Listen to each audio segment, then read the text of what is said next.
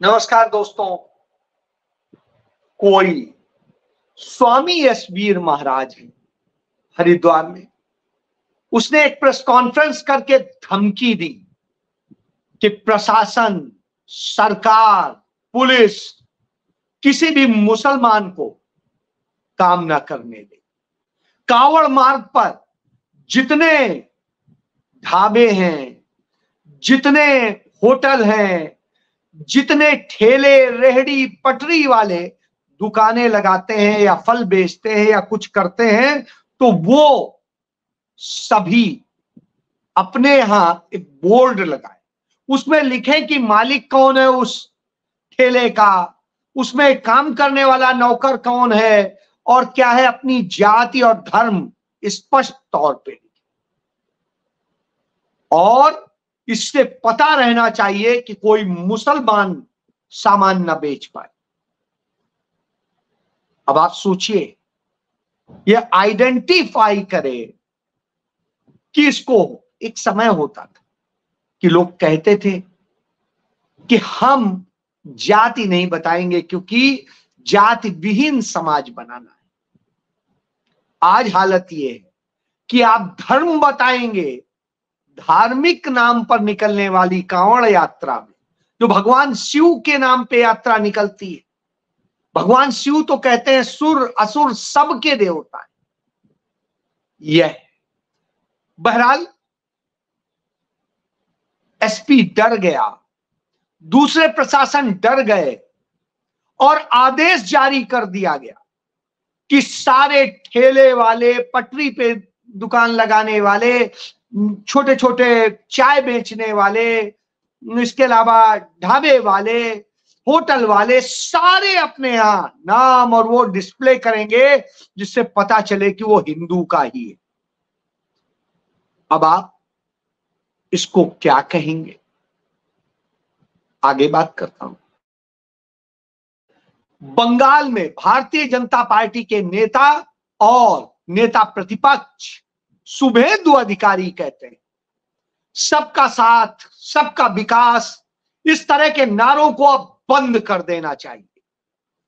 सिर्फ यही नारा चलेगा, जो हमारे साथ हम उसके साथ।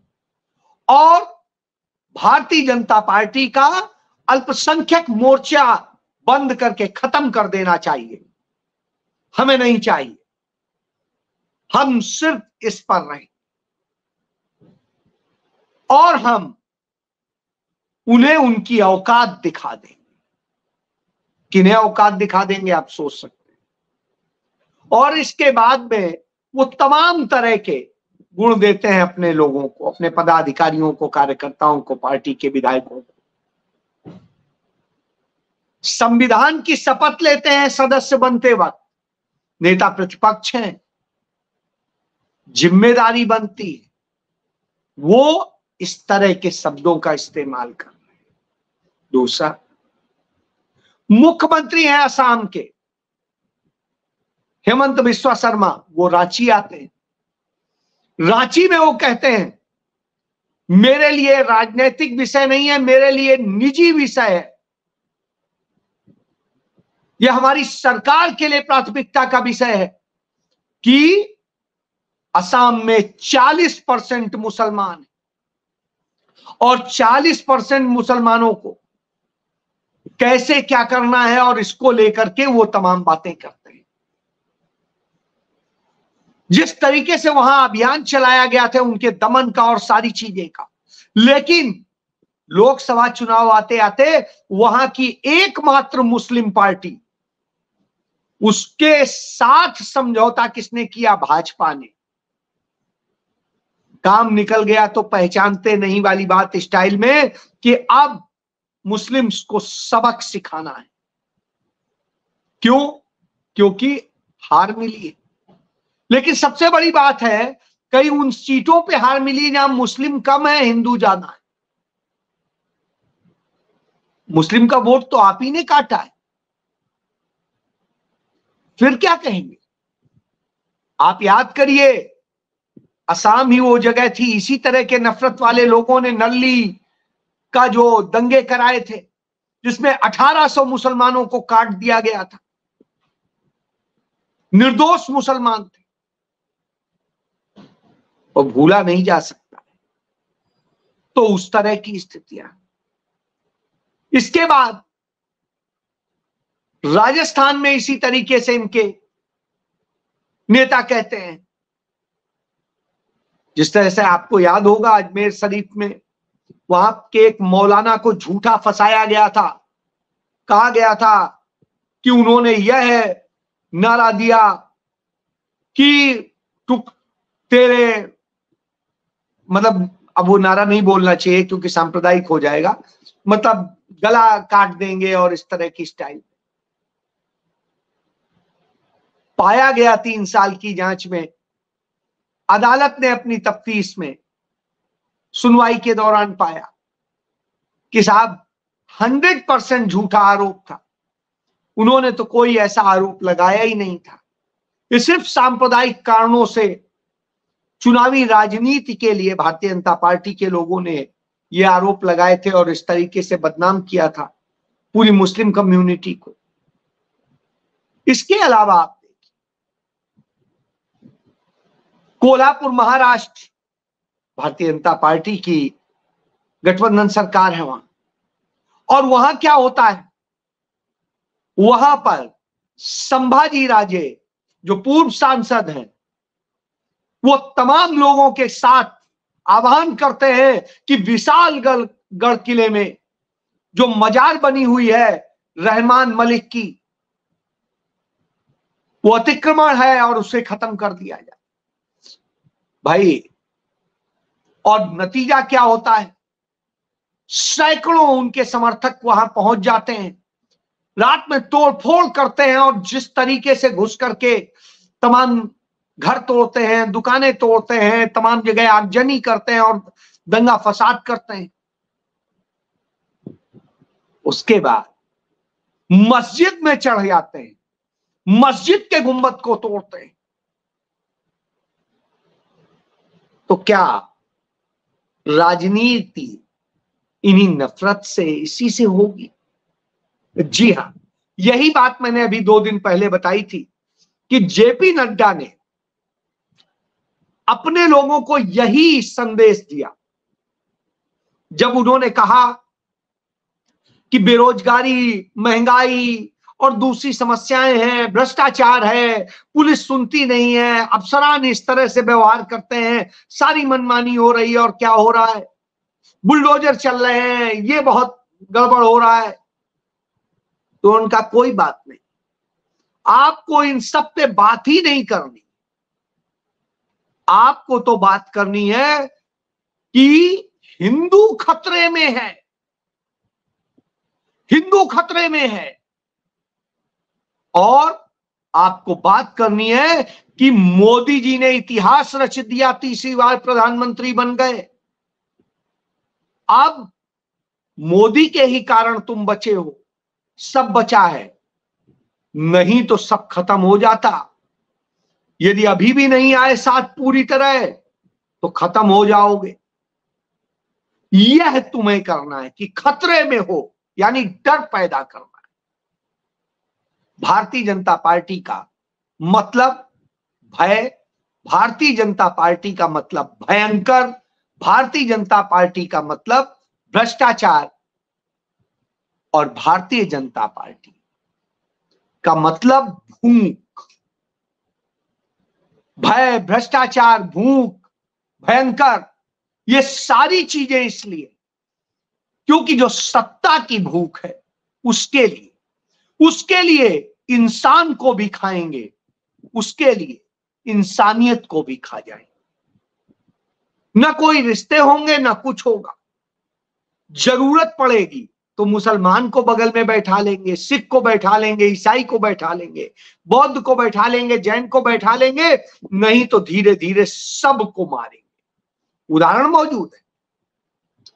1975 के दशक में आप देखिए, याद करिए, भारतीय जनता पार्टी का तब जनसंघ होता था। जनसंघ और आरएसएस ने पंजाब में मुहिम चलाई थी सिखों के खिलाफ, और जब स्वर्ण मंदिर के आसपास के इलाकों में बीड़ी, सिगरेट और दूसरे तमाम नशे बंद किए गए थे, तो यह हुआ था कि वहां पर रैली निकाली थी इन्होंने, और रैली निकाल के क्या नारा लगाया था? बीड़ी सिगरेट पिएंगे, शान से जिएंगे। और उसके बाद में ऐसा हिंदू मुस्लिम के बीच में कराया कि यह देश आतंकवाद का एक दौर देखा, पंजाब ने आतंकवाद का दौर देखा। आज फिर वहां इसी तरह भड़काने की कोशिश हो रही है, और इस तरह से करके होता। ये इनकी मोडस ऑपरेंडी है, इसको आप बंगाल से समझिए। बंगाल में पहले इन्होंने क्या किया कि पहले कांग्रेस को खत्म करो। कांग्रेस खत्म हो गई तो बचेगी कौन? वामपंथी। वामपंथियों में फूट डालो, उनको तोड़ दो, और उनको तोड़ करके नफरत के साथ में उन्हें ले लो। एक तीसरे लोगों को खड़ा करो, उन्हें मदद करो। जब तीसरा एक खड़ा हो जाएगा तो बफर जोन बन जाएगा। लड़ाई उन दोनों में होगी। हम सपोर्ट करेंगे जो तीसरा वाला आया है। तीसरा वाला उस वामपंथ को खत्म कर देगा।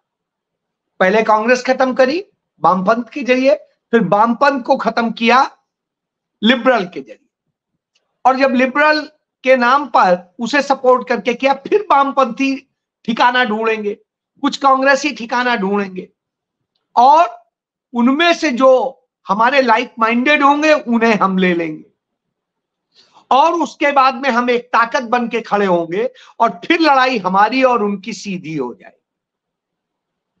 पक्ष हमारा या विपक्ष हमारा, पक्ष उनका, और बाकी सब खत्म हो गए जो सिद्धांतों की बात करते थे, जो और बातें करते थे, जो देश की बातें करते। यह एक उदाहरण। वामपंथ खत्म हुआ, कांग्रेस को खत्म किया, वामपंथ को खत्म किया, फिर लाए कांग्रेस से ही टूटे हुए लोगों को, कुछ वामपंथ से टूटे हुए लोगों को, उनसे बनी टीएमसी को, और फिर टीएमसी को खत्म करने के लिए अब सीधी लड़ाई उन दोनों में। तो फायदे में हम ही हुए। जहां हमारा खाता नहीं खुल रहा था वहां हम सेकेंड नंबर पे। ये अब आप देखिए, यही प्रयोग पंजाब में हुआ। पंजाब में क्या किया?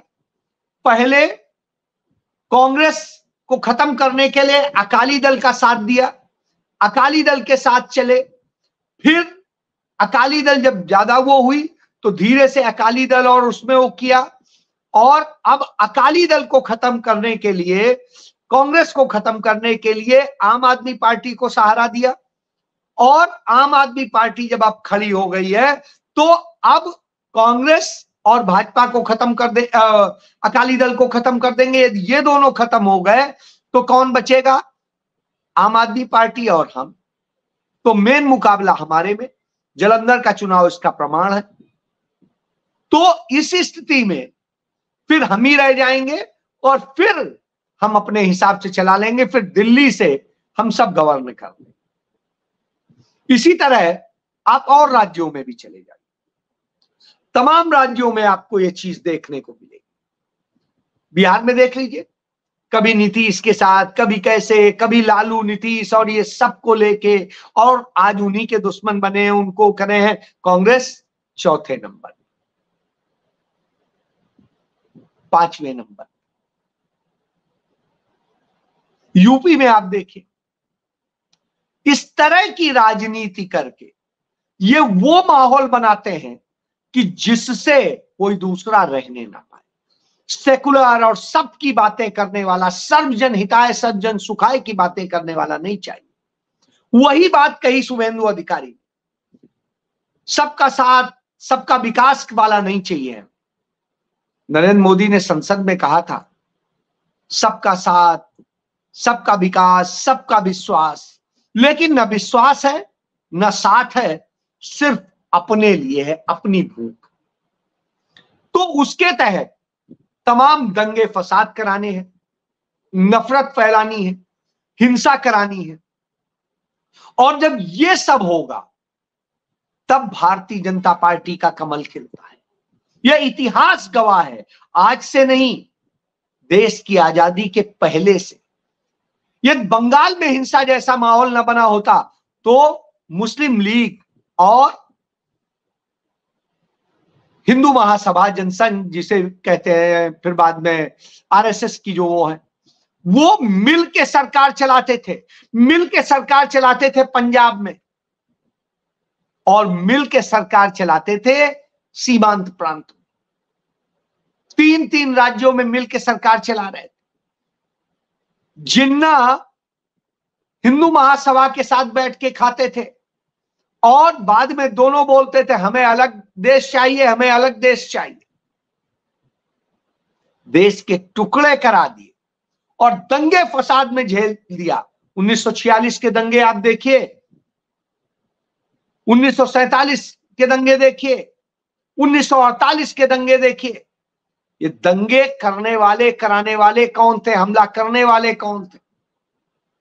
तब आपको सच पता चलेगा कि कैसे इन्होंने नफरत का माहौल बनाया, नफरत ही इनके खून में, और उसी का नतीजा अभी आप देखें। उत्तर प्रदेश में अखिलेश यादव की सरकार क्यों हटी?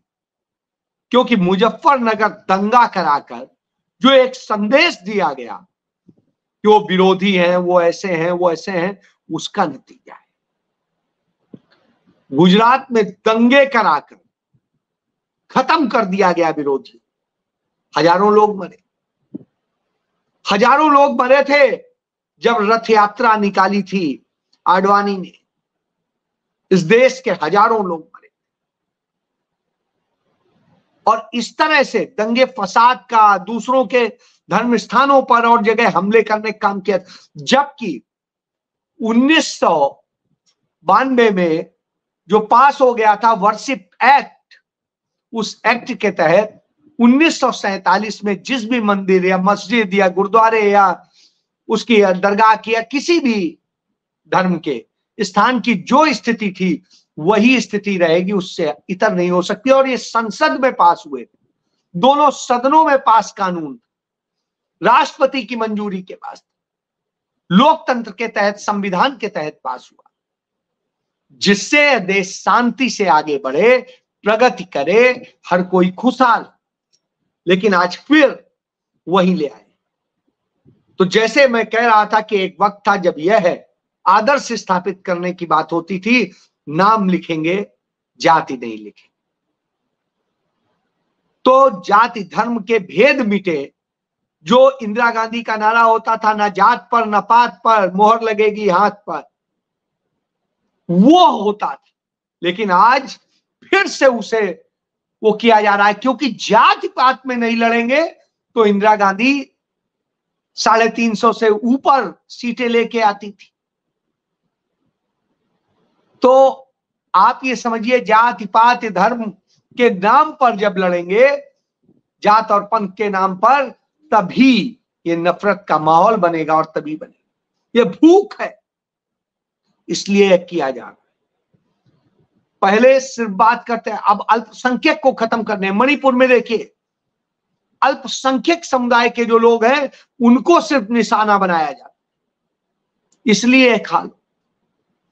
आप देखिए इसी तरह का हाल तमाम जगह है। तो मुद्दे पे बात ना हो, क्योंकि आज जो बेरोजगारी है, महंगाई है, दूसरी और समस्याएं हैं, देश के अंदर असमानता है, सारी चीज, इन पे बहस ना हो, बल्कि इस तरह की चीजों पर हो। इसके लिए खेल होता है। तो नफरत का इतना गंदा खेल खेला जा रहा है कि आने वाले दिनों में इस देश को दंगों की आग में झोंक देना, जिससे सुलग उठे और फिर भारतीय जनता पार्टी और बहुमत से आए, क्योंकि लोगों के मन में गुस्सा हो और वो गुस्सा वोट के जरिए दे। यह है, क्योंकि बहुसंख्यक, स्वाभाविक सी बात है, नंबर ज्यादा हो जाएंगे तो वो जीत जाए। यह खेल हो रहा है, यह साजिश रची जा रही है। उस साजिश में इतनी विस्फोटक साजिश है कि देश हिला दिया गया है। इस साजिश को समझना होगा। यदि हमने समझ लिया, हमने उस तरह से प्रक्रियाएं नहीं दी, शांति के साथ में, सौहार्द के साथ में, सहिष्णुता के साथ में हमने तमाम चीजें करी, तो सही रहेगा। अन्यथा ये हिंसा फैलाने के खेल किए जा रहे हैं। जय